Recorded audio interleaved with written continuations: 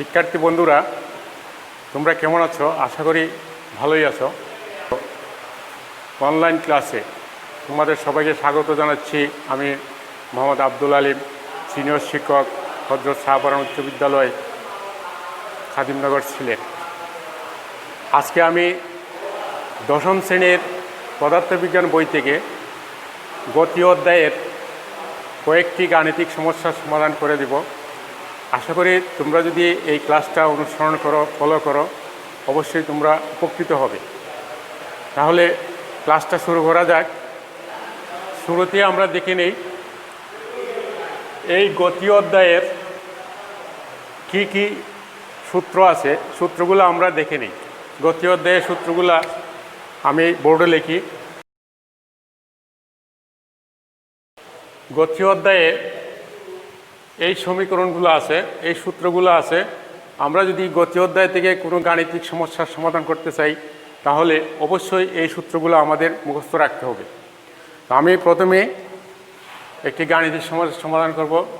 সমস্যাটি হলো 4 metre per second square সুষম ত্বরণে চলন্ত একটি গাড়ির একটি পোস্ট অতিক্রম করার পর 10 সেকেন্ডে 250 মিটার দূরত্ব অতিক্রম করে। পোস্টটি অতিক্রম করার সময় গাড়িটির বেগ কত ছিল? যখনই আমরা কোনো গাণিতিক সমস্যা পাবো, তখন সমস্যাটি ভালো করে পড়ে বুঝতে চেষ্টা করব এখানে কি কি তথ্য দেওয়া আছে। বারবার পড়তে হবে, বারবার পরে বুঝতে হবে যে এখানে কি কি তথ্য দেওয়া আছে। তোমরা ভালো করে পড়বে, পড়ার পর বুঝে নিবে এখানে কি কি তথ্য দেওয়া আছে। আমি সমস্যাটা আবার পড়ছি। 4 মিটার পার সেকেন্ড স্কোয়ার সুষম ত্বরণে চলন্ত একটি গাড়ি একটি পোস্ট অতিক্রম করার পর 10 সেকেন্ডে 250 মিটার দূরত্ব অতিক্রম করে। পোস্টটি অতিক্রম করার সময় গাড়িটির বেগ কত ছিল? এই সমস্যায় কি কি উপাত্ত দেওয়া আছে সেটা আমরা অনুধাবন করব, এবং কি বের করতে হবে সেটাও আমরা অনুধাবন করব। এরপরে আমরা দেখব কোন সূত্রের সাহায্যে এই সমস্যাটা সমাধান করা যায়। তাহলে শুরু করা যাক। আমরা দেখি এখানে কি কি দেওয়া আছে দেখি। প্রথমে দেওয়া আছে ত্বরণ এর সমান 4 মিটার পার সেকেন্ড স্কোয়ার। তারপরে দেওয়া আছে সময় টি সমান 10 সেকেন্ড। তারপর এখানে আছে দূরত্ব এস সমান 250 মিটার। নির্ণয় করতে হবে পোস্টটি অতিক্রম করার সময় গাড়িটির বেগ কত ছিল, অর্থাৎ আদি বেগ কত ছিল। পোস্টটি অতিক্রম করার সময় গাড়িটির বেগ কত ছিল, অর্থাৎ গাড়িটির আদি বেগ কত ছিল, অর্থাৎ আদি বেগ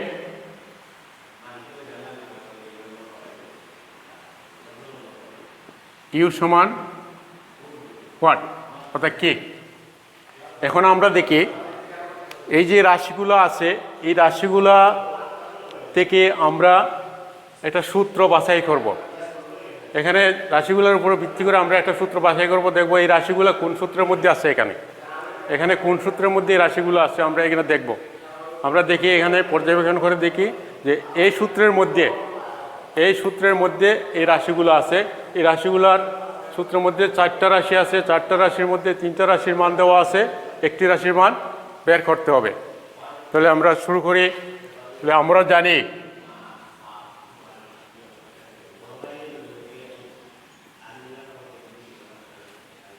এস সমান ইউটি প্লাস হাফ এটি স্কোয়ার। এখন এই রাশিটার মধ্যে, এই সূত্রটার মধ্যে যে রাশিগুলোর মান আমাদের দেওয়া আছে, ওই রাশিগুলোর মান আমরা বসিয়ে দিই। বসিয়ে আমরা এটা হিসাব করি। প্রথমে এস এর মান হলো 250 মিটার বা 250 মিটার সমান ইউ এর মান দেওয়া নাই, আমরা ইউ এর মান বের করব। ইউ জায়গার থাকবে ইউ ইন্টু টি, টি এর মান হলো 10 সেকেন্ড প্লাস হাফ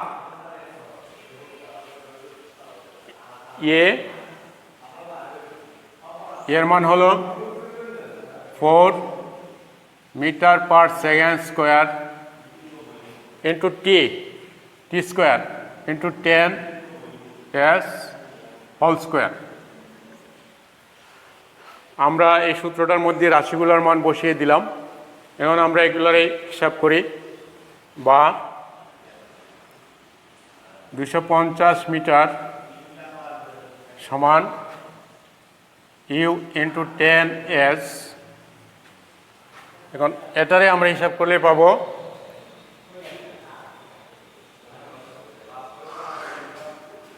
প্লাস পুরাটারে যদি আমরা ক্যালকুলেটার দিয়ে 2 দিয়ে 4 দিয়ে কাটা যাবে 2, আর 10 স্কোয়ারে হবে 100। 100 ইন্টু 2 সমান হবে 2, আর সমান হবে 200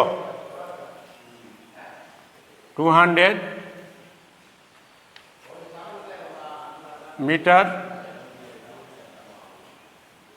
200 মিটার। এখানে একটা জিনিস লেখো, এখানে এস এর পাওয়ার -2 আর এখানে এস এর পাওয়ার 2, তখন -2 প্লাস 2 যোগ করলে 0 হবে, এস এর পাওয়ার হবে 0, এস এর পাওয়ার 0 হলে তার মান হবে 1, এখানে আর এস থাকবে না। পরে বা 250 metre minus 200 metre equal to u into 10 s বা 50 মিটার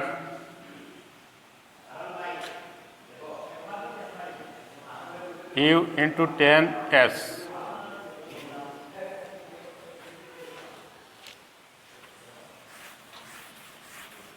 বা এখান থেকে আমরা লিখতে পারি ইউ সমান 50 মিটার বাই 10 এস। এখানে ইউ এর সাথে ইন্টু 10 আছে, 10 এস আছে, সেটা এটার নিচে ভাগ হয়ে আসবে, ভাগ হয়ে 250 মিটারের নিচে আসবে। বা ইউ সমান 5 মিটার পার সেকেন্ড।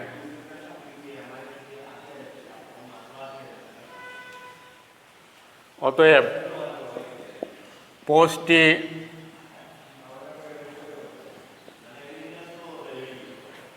অতিক্রম করার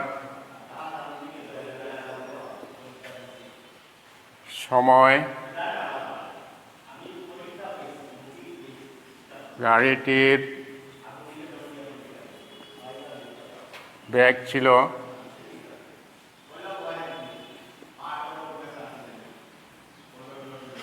5 মিটার পার সেকেন্ড। এটা হবে আনসার। শিক্ষার্থী বন্ধুরা, এবার চলো আমরা 2 নম্বর গাণিতিক সমস্যার সমাধান করি।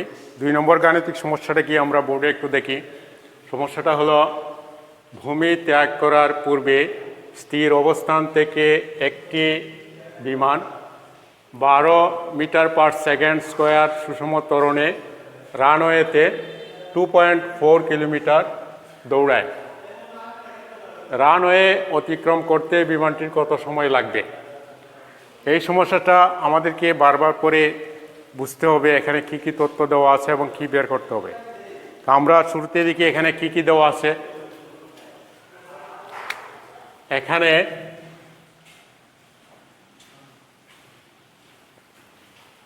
স্থির অবস্থান থেকে, যদি কোনো বস্তু স্থির অবস্থান থেকে যাত্রা করে তাহলে তার আদিবেগ ধরতে হবে 0। এটা আমাদের মনে রাখতে হবে। যদি কোনো বস্তু স্থির অবস্থান থেকে যাত্রা করে তাহলে তার আদিবেগ ধরতে হবে 0। এখন কি তাহলে আচ্ছা, এখানে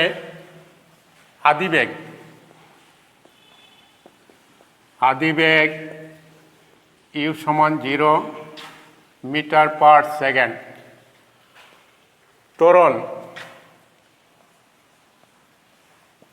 ত্বরণ এ সমান 12 মিটার পার সেকেন্ড স্কোয়ার। দূরত্ব এস সমান 2.4 কিলোমিটার।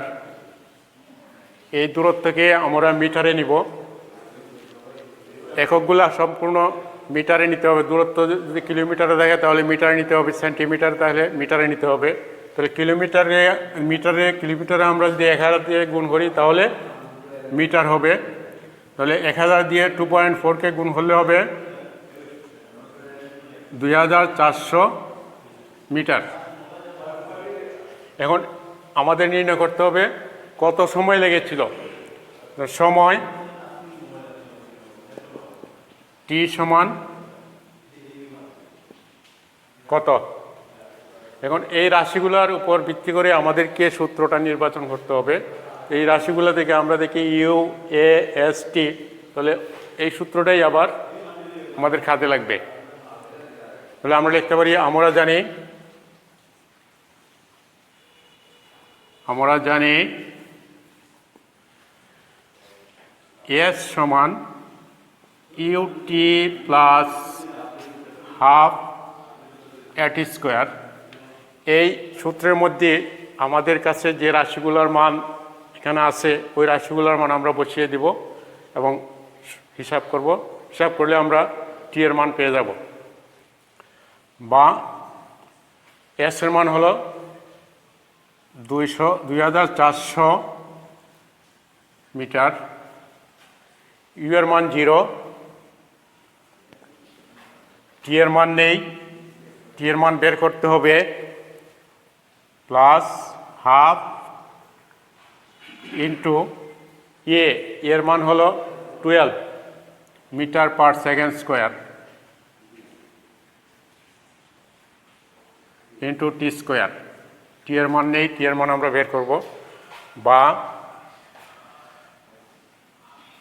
2400 মিটার 0 আর টি এ গুণ হলে হবে 0। এটা 0 হবে, লেখার আর প্রয়োজন নেই।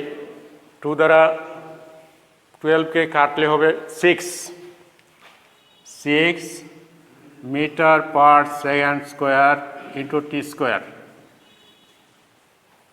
এখান থেকে আমরা লিখতে পারি, আমি এইদিকে চলে আসি, এখানে বা টি স্কোয়ার সমান আমরা লিখতে পারি 2400 metre by 6 metre per second square. বা টি স্কোয়ার সমান 6 দ্বারা 2600কে কাটলে আমরা পাই 400। এম এ কাটা, আর এস এর পাওয়ার মাইনাস আছে, সেটা উপরে উঠে গেলে প্লাস হয়ে যাবে, অর্থাৎ এস স্কোয়ার হয়ে যাবে। বা টি সমান √400 মিটার √400 এস স্কোয়ার। সুতরাং টি সমান 20 এস। অতএব নির্ণয়ের সময়